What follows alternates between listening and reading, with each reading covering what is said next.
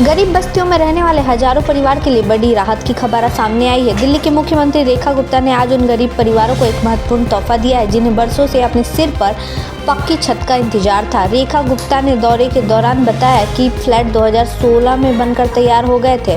उन्हें पिछली सरकारों ने गरीब जनता को देने के बजाय यूं ही खंडर अवस्था में पड़ा रहने दिया। 2016 से लेकर 2025 तक इन मकानों की हालत इतनी खराब हो गई है कि इनका सामान तक गायब हो गया है। स्थानीय लोगों के अनुसार यह दिल्ली की गरीब जनता के साथ एक बड़ा धोखा था, क्योंकि उनके लिए कागजों में योजना तो बनी लेकिन व्यवहार में कुछ नहीं दिया गया।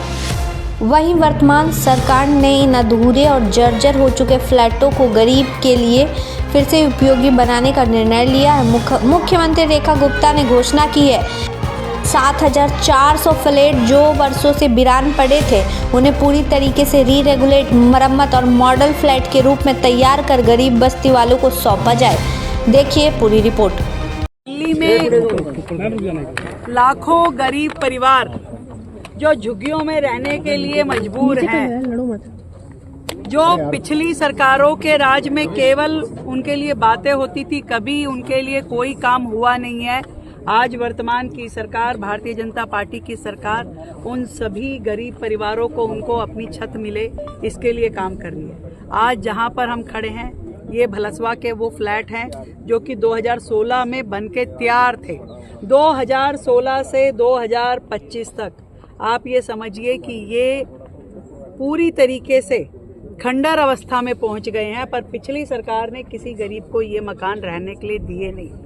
कितना बड़ा धोखा है दिल्ली की जनता के साथ, आप यहाँ पर देख सकते हैं। ये जो हजारों फ्लैट केवल इस भलसवा के प्रीमिसेस में 7400 फ्लैट बने हुए हैं और ये वर्षों से पड़े पड़े मिट्टी हो गए, खंडर हो गए, इसका सारा सामान यहाँ से गायब हो गया।